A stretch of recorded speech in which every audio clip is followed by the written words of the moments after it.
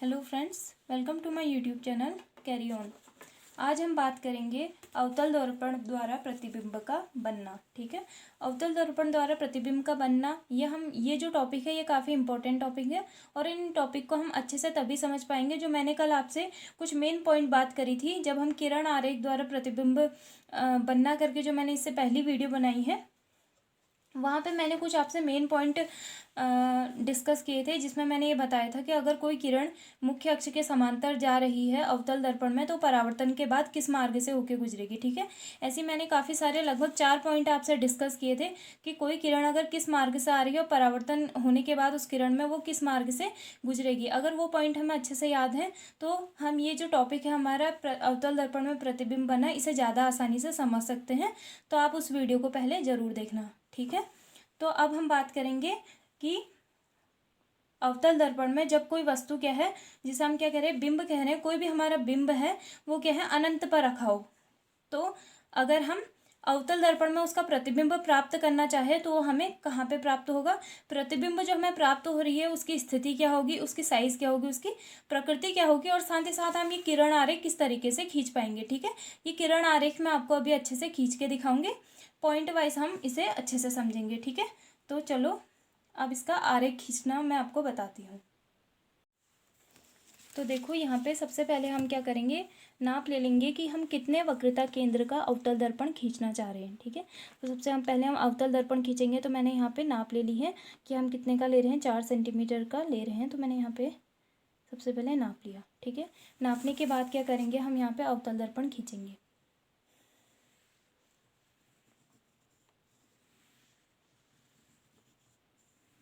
मैं इसको थोड़ा डार्क करने के लिए आपको दिखा रही हूँ, आप केवल एक बार ही लाइन खींचना। ठीक है, यहाँ पे डार्क हो गया। अब मैं यहाँ पे इसे अवतल दर्पण लगाऊंगी तो इसमें क्या होगा, पीछे की साइड इसमें पॉलिश हो जाएगी, जो इसका उभरा वाला हिस्सा है उस साइड क्या कर देंगे, हम इसमें पॉलिश कर देंगे, यानी इस तरीके से हम खींच देंगे। ठीक है, अब क्या करेंगे, इसमें सबसे पहले हम इसकी जो मुख्य अक्ष है वो मुख्य अक्ष खींच लेते हैं। मुख्य अक्ष क्या है, काल्पनिक रेखा है जो दर्पण का जो ध्रुव है, ध्रुव कहाँ पे होगा, यहाँ पे इसका ध्रुव होगा पी। ठीक है, जिसे हम क्या कहेंगे, दर्पण का ध्रुव या पोल कहेंगे। पी से हम इसे दर्शाते हैं। साथ ही साथ इसकी हम वक्रता त्रिज्या दिखाएंगे या वक्रता केंद्र। ठीक है, वक्रता केंद्र दिखाएंगे जिसे हम क्या करते हैं, सी से डिनोट करते हैं। ये मैंने यहाँ पे डिनोट कर दिया।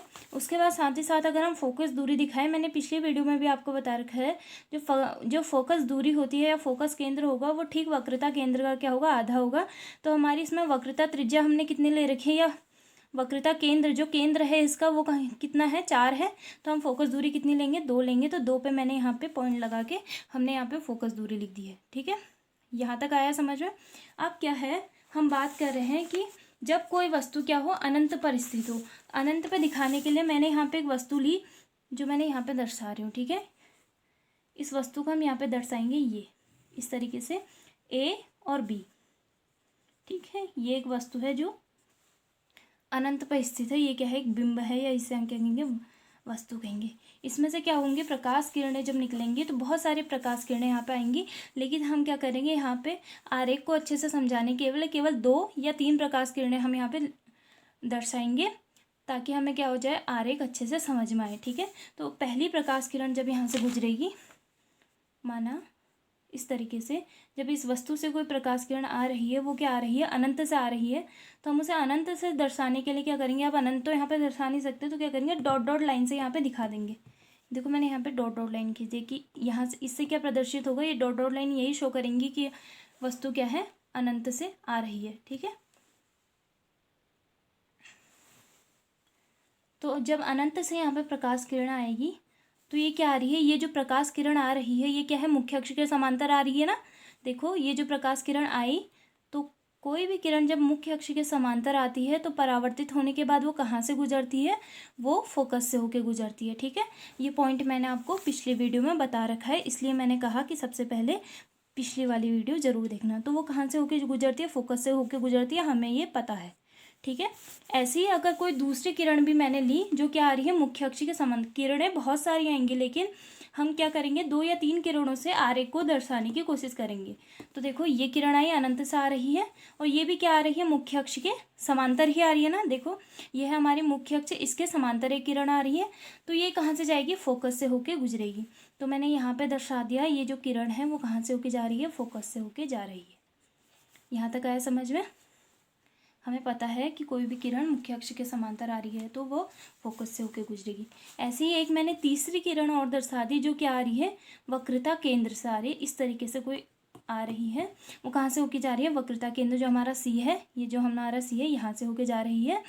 तो हमें पता है कि अगर कोई किरण हमारी वक्रता केंद्र से होके आ रही है तो परावर्तन के बाद वो क्या जाएगी, वापस उसी पथ पर वापस चली जाएगी, यानी इसी पथ पर क्या हो जाएगी, वापस यहाँ से आ रही है परावर्तित हुई, परावर्तन के बाद वो इसी पथ पर वापस चली जाएगी। ठीक है, तो देखो ये भी मैंने आपको पिछली वीडियो में ही समझा रखा है। ठीक है, कि वक्रता केंद्र से कोई, हमने पिछली वीडियो में ये पढ़ लिया है कि अगर कोई किरण वक्रता केंद्र से होके जा रही है तो वो उसी पथ पर वापस चले जाएगी। ठीक है, यहाँ तक आया समझ में। अब देखो जो हमारा प्रतिबिंब है वो कहाँ पे प्राप्त होगा, जहाँ पे क्या हो रही है, परावर्तन के पश्चात जो ये प्रकाश किरणें आपस में क्या हो रही है, प्रतिच्छेदित हो रही है, यानी कट रही है। ठीक है, इस तरीके से जहाँ पे कट रही है वहीं पे हमारा प्रतिबिंब प्राप्त होगा। तो देखो यहाँ पे कहाँ पे हो रही है, मुख्य अक्ष के यहाँ पे जो फोकस है, यहाँ पे हमारी जो किरणें हैं परावर्तन के बाद वो यहाँ पे हमें प्राप्त हो रही है। यहाँ पे हमारा प्रतिच्छेदन छेदन जो बिंदु है यहाँ पे प्राप्त हो रहा है ना, जहाँ पे हमारी तीनों किरणें क्या हो रही है, आपस में मिल रही है। तो यहीं पे हमारा क्या होगा, प्रतिबिंब प्राप्त होगा। ठीक है, तो ये क्या है, जिस बिंदु पर हमारा ये किरणें आपस में कट रही हैं वो बिंदु क्या है, प्रतिबिंब है। ठीक है, तो यहाँ से हमें क्या प्राप्त हुआ, जो प्रतिबिंब हमें यहाँ पे प्राप्त हुआ। ठीक है, तो देखो प्रतिबिंब, अब जब ये हमने आरेख बना दिया तो उसके बाद हमें प्रतिबिंब तो प्राप्त हो गया। तो ये क्या है, जब कोई वस्तु अनंत पे है तो उसका अगर किरण आरेख बनाने को आए तो इस तरीके से हम किरण आरेख बनाएंगे। ठीक है, उसके बाद जब हम किरण आरेख बना लें तो उसके बाद हम क्या बनाएंगे, प्रतिबिंब की जो स्थिति है वो दर्शाएंगे। ठीक है, स्थिति कहाँ पे प्राप्त हुई, हमें जो प्रतिबिंब है वो कहाँ पे प्राप्त हुआ, फोकस पर ना। तो देखो मैंने यहाँ पे लिखा भी है कि प्रतिबिंब की स्थिति कहाँ पे प्राप्त हो रही है, हमें फोकस पर प्राप्त हो रही है। उसके बाद देखो प्रतिबिंब का साइज, जो हमें साइज देखो यहाँ पे हमारी वस्तु थी ए और बी, इतनी बड़ी है, और हमें जो प्रतिबिंब प्राप्त हो रहा है वो कितने साइज का, छोटा सा एक बिंदु साइज का प्रतिबिंब प्राप्त हो रहा है ना। तो लिखेंगे साइज में कि अत्यधिक छोटा बिंदु साइज का जो हमें प्रतिबिंब प्राप्त हो रहा है। ठीक है, दूसरा बात है उसकी प्रकृति की, जो प्रतिबिंब की क्या है, प्रकृति किस तरीके की, किस तरीके का हमारा प्रतिबिंब है। तो जो प्रकृति है वो क्या है, वास्तविक और उल्टी। ठीक है, तो जो प्रतिबिंब वास्तविक हम कैसे कह रहे हैं, जो भी हमारा प्रतिबिंब, वास्तविक प्रतिबिंब क्या होंगे, हमेशा दर्पण के आगे हमें प्राप्त होंगे। प्रतिबिंब कहाँ प्राप्त होगा, दर्पण के आगे। लेकिन जो उत्तल दर्पण की अगर हम बात करें तो उत्तल दर्पण में क्या होता है, आभासी प्रतिबिंब प्राप्त होता है, क्योंकि वो उसमें जो प्रतिबिंब प्राप्त होता है वो दर्पण के पीछे यहाँ पे इस साइड पे प्राप्त होगा। ठीक है, तो इस साइड प्राप्त हो तो दर्पण में जो प्रतिबिंब है उस प्रतिबिंब को क्या कहेंगे, वास्तविक प्रतिबिंब। तो देखो हमें दर्पण के आगे यहाँ पे प्रतिबिंब प्राप्त हो रहा है, तो अवतल दर्पण में हमारे जो प्रतिबिंब है मैक्सिमम क्या है, वास्तविक है, और उल्टा जो होगा प्रतिबिंब हमें प्राप्त होगा। ठीक है, तो आपको यहाँ तक ये अच्छे से समझ में आया होगा कि किस तरीके से हम किरण आरेख खींचेंगे और किस तरीके से एक बार हमने किरण आरेख खींच दिया तो प्रतिबिंब की जो स्थिति है, साइज है और प्रकृति है उसे हम किस तरीके से बताएंगे। ठीक है, आज के लिए इतना काफ़ी है। कल हम बात करेंगे कि जब कोई वस्तु क्या है, अनंत और वक्रता केंद्र के बीच में है। ठीक है, यहाँ पे कोई वस्तु है तो उसका प्रतिबिंब हम किस तरीके से प्राप्त करेंगे। ठीक है, तो आज के लिए इतना काफ़ी है। Thank you so much.